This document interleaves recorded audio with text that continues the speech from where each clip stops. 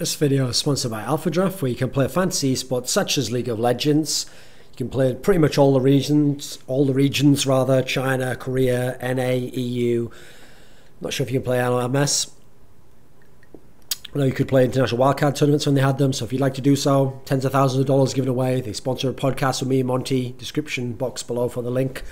Now, FNATIC's perfect 18-0 regular split performance in this EU LCS Summer split was an incredible performance. In the context of Western League of Legends, it's very, very impressive. It's pretty much unparalleled what they were able to do. They were able to go undefeated. Now that in itself, beyond the number, just to go undefeated is really, really difficult. It doesn't matter the level of competition you're playing.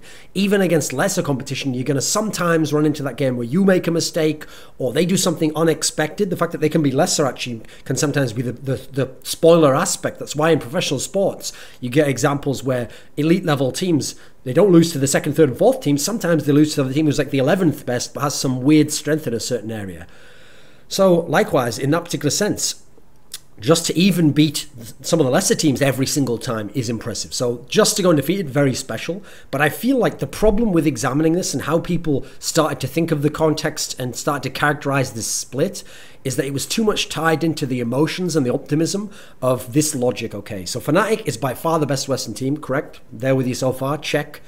FNATIC is one of the best Western teams in the context of their region and the greater international world and relative to the top teams from Asia. Check, there with you again. They're right, they're close, they're not quite there, they're close to the level of those teams like the Moscow 5, like CLGU of Season 2, where the Asians weren't quite as good relative to where they are now in contrast to all the different regions, and those teams were extremely good and they were world contenders. Okay, we're getting into that sort of territory, totally there with you. And so because of that, people are trying to use this domestic result, just in Europe dominating, as a way to kind of shadow box the other regions and to potentially boost where they think FNATIC will be in Worlds, and also to even look at the context of some of the past great performances in other domestic leagues and say it's as good or better.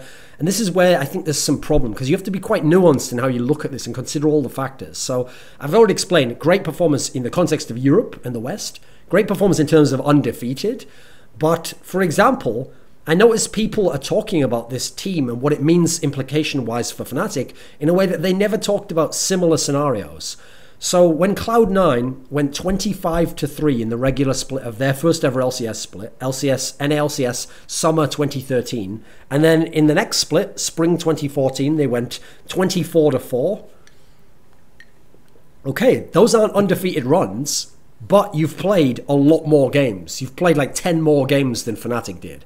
And some of those games you've actually played on super weeks with 4 or 5 games being played, where in a way, in a sense, it's actually harder to win more of those games. True, you'll fluke some of them as well. You'll also benefit from the randomness of having to play 5 teams in a week, but it's also very hard to remain as undefeated. So in a sense, those are definitely comparable performances. Yeah, I don't see anyone at the time who was like C9 is like a top 4 team in the world, or C9 is going to be able to beat these Koreans, or C9 later on when SKT went and had the 15-0, oh, their season's comparable. I never saw anyone doing that. Everyone at that point seemed reasonable about the regional context, who the bad teams you're playing are, what the strength of the relative region is to Korea, and no one was getting out of bounds in the way that they have a little bit, at least in FNATIC's case here. Both fans of FNATIC and the West in general, and I've seen it mentioned on the Riot broadcasts on PTL and stuff, some of it's gone a bit too far. People essentially going outright and saying that this 18-0 is better than SKT's 15-0 Winter 2013 split, or 2014, depending on how you decide the year when it starts. It starts obviously in December.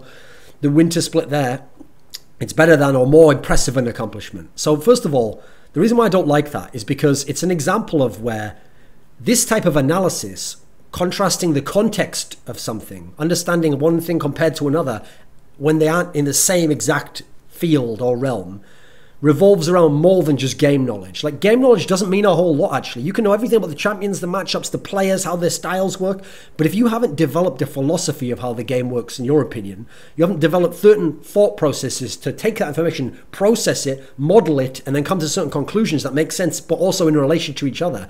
If you don't have this clear philosophy of analysis, and then the skills to articulate it, that's a key point to make, the ability to not only be able to think in such beautiful ways, in such structured and logical manners, but then to articulate articulate your point and put things in the right order when you phrase them and put the right emphasis on things, you're going to get to scenarios where you end up saying something despite having phenomenal knowledge, maybe, like, oh, this is more impressive than SK Telecom's 15-0 season.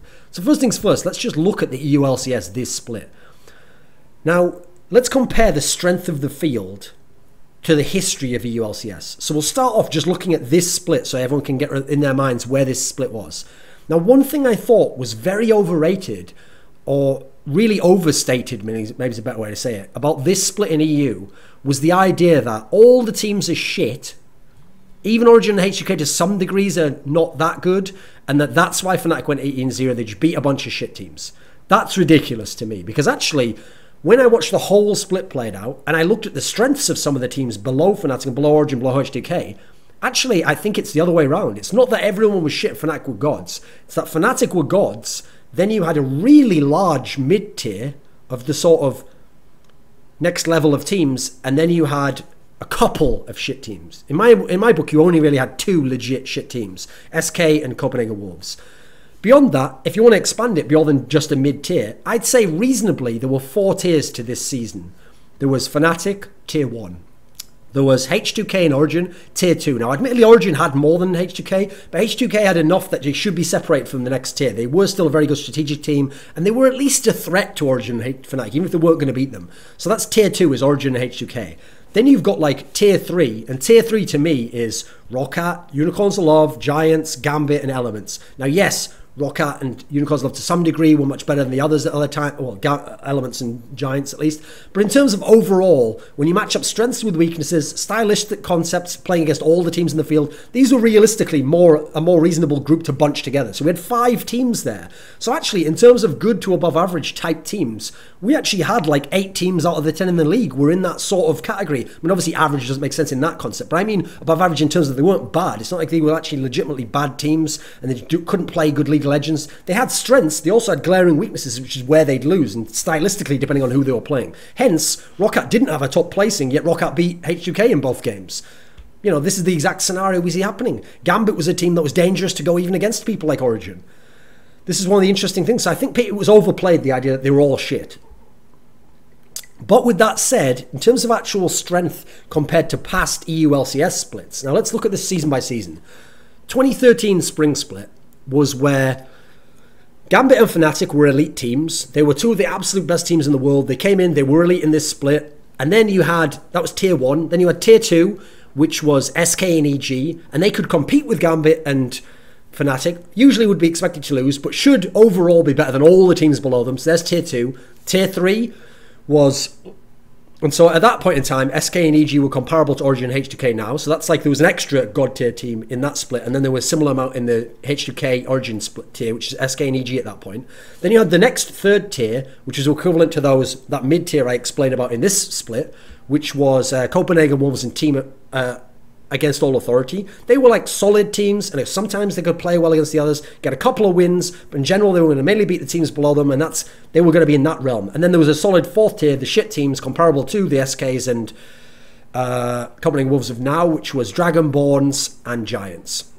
So that season, very spread out talent, very uniform, and overall, I think a stronger team. So it had another elite God tier team to go. It was FNATIC and Gambit, and they were both equally sort of good. And then you had a very solid next group, which was a little bit more solid than the one we have now. Even the 3rd tier was comparable to what we have now, but there's more of them in EU. So overall, that makes it better that it had more in the groups above. And then the bottom thing is the same. So I'd say that split overall was stronger. Then you go to 2013 summer. Again, people at the time, because of how up and down it was, took it that like all these teams are middle of the ground or just bad or there's nothing really good. I actually think that was one of the strongest splits we ever had. There's a reason why teams just kept going up and down the table because of how competitive it was. There was a lot of talent, a lot of good teams. Styles really did make the matches in terms of how it went. And so as a result, you had this scenario where like Alternate was on top a whole bunch of weeks, Alternate and Gambit were top 2 a whole bunch of weeks, then they drop off and suddenly it's Lemon Dogs go up to the top and then Lemon Dogs FNATIC join them at the end, then Gambit comes up a bit towards the end, EG comes a bit towards the end. It was really competitive. Nip had a couple of weeks where they were doing really strong, and then they dropped off with the roster changes.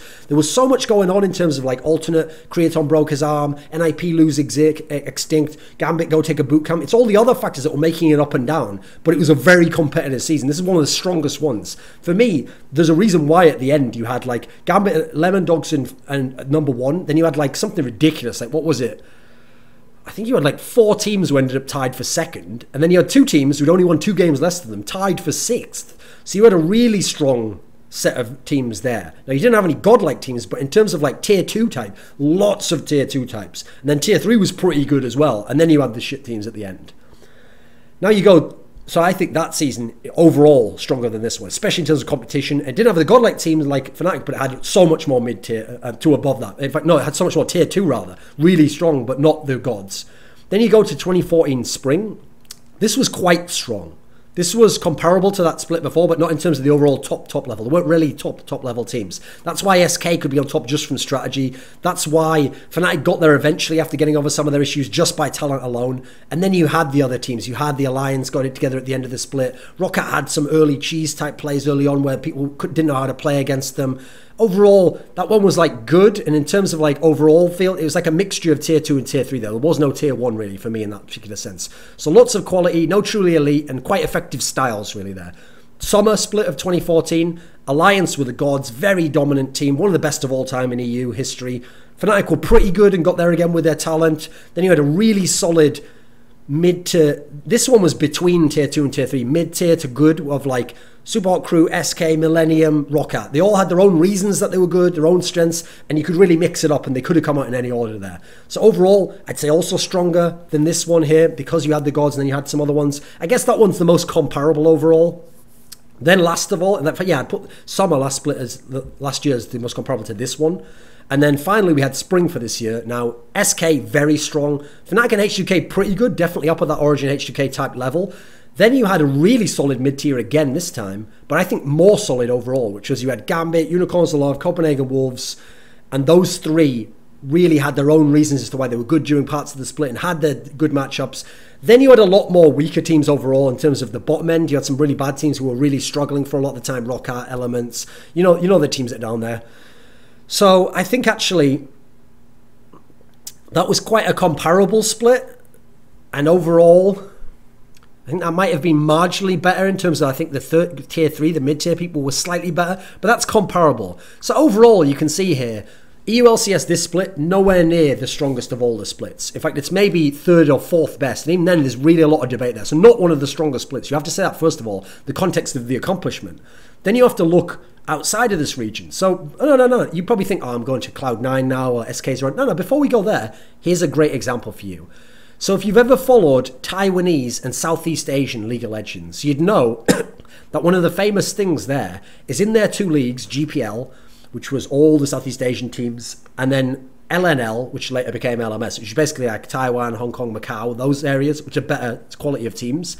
There were famously dominant teams in every single year. So in 2012, Taipei Assassins, the team that went on to win Worlds, I think this is before they had some of the players, no, it would have been around the time, Taipei Assassins, who went on to win Worlds, Season 2 Worlds, in the first split of GPL, Season 1, went 38-2.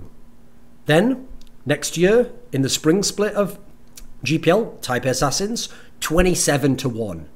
Now then, another team comes along. So in LNL Winter, which is at the end of 2013, you had AHQ, Westor, etc., go 20-1. Then in LNL Summer for 2014, Taipei Snipers, Mystics team when he'd moved over, and they did pretty well at that point, went 13-1. Then 2015, this year, Yowie Flashwolves, LMS Spring, go 19-2. AHQ this season, LMS Summer, 25-3 in overall games. Now, nobody's looking at any of these results here, even the 38-2, and go, wow, godlike, right up there with SK Telecom's 15-0. Wow, they're going to just brutalize the rest of the world. Because everyone would make assumptions, which when you looked into it, would be proven out in the same sense as how we looked at EU there in terms of some of the bad teams, some of the issues, which is we know at the bottom end of GPL, there were terrible teams from like Vietnam, etc., who had no chance and were basically leagues below. They were like super free low. Then you had, even in other seasons, teams that had real issues in terms of rosters and then lack of talent and talent too spread out and all sorts of issues. And so nobody looks at any of these results and goes, wow, godlike, I bet they're up there. But that's just a perspective tool for you to see that since you don't do it there, you should apply the same rationale to the other region that you're in, which is a lesser region, Europe now, and the West in general, when comparing to the Asians, the Chinese and Koreans, etc. Because when we now contrast FNATIC's 18-0 perfect regular season, because people were already doing it at that point, so I won't go to the 21-0 that they were at in the playoffs. The 15-0, they were already saying the 18-0 regular split was comparable to SK Telecom's 2013 winter winning season, where they went 15-0 and won OGN, back-to-back title, by the way. First and foremost, before we even get into anything else, you can't say that at all, because 9 of those 15 games weren't regular split games because they didn't have a league. It's a tournament format. Group stage, then you go into the playoffs. So only 6 of those games were in the group stage. So they won 6-0 in the group. Then they went into the playoffs and won 3 straight best of 5s, 3-0. Now, forgetting the other teams they played, one of those best of 5s was against KT Bullets, the second best team in the world and one of my top 20 teams of all time. And they 3-0'd them, didn't even let them get one game on them. Nothing FNATIC did in their 18-0 is comparable to that. That level of team. Now, to beat any team in a best of 5, 3-0 is going to be very difficult. Then when you're talking about good Korean teams, extremely difficult. Then when you're talking about very good teams, that's nearly an impossible Herculean task. That's why we worship this 15-0 season so incredibly. Then you look beyond that. Okay, they didn't have to play many of the other really good teams because of how the brackets ended up going out. But think of the other teams that were in that league. You had CJ Blaze, were probably the 3rd best team at the time, had won WCG, won the WCD qualifier, would go on to win NLB, only got stopped because they played KTB in the first round. You had other teams that had strengths. Natch and Shield was starting to get going. Ozone, they obviously played in the final and wasn't in peak form, but still had all those godlike players. Dade, Dandy, Mata, Imp, sick players. You look at all these teams, Frost was starting to experiment with their lineup. You see, at this point, Zenix still had some of the sick players. You realise that this field was very strong. It wasn't the strongest OGN season, but it was much stronger than this, comparatively even, this EU LCS season in terms of number of top teams, number of dangerous teams, and yet SKT went undefeated through 3 best of 5s. So I think that goes above and beyond. And FNATIC's not even in the conversation with that run in terms of all-time great runs. It was very good in the context of the West, the context of Europe, in the context of LCS, but that's not comparable to what went on over there. I mean, for example, there was an IEM tournament, IEM World Championship 6 in March of 2012, where I think that Moscow 5 went something like, I think they were either 5-0 or 6-0. I think it was 5-0 in the groups, and then they would have won the other 2-0. So they went like 9-0. In its own way, if you know the context of the world and the fact they're playing like TSM and other teams there, and CLG and all these top teams, that's actually more impressive than FNATIC's. If you actually just want to rank overall context, I could make arguments there. FNATIC's isn't in the level of the SKT one, but it's very good when you understand the context.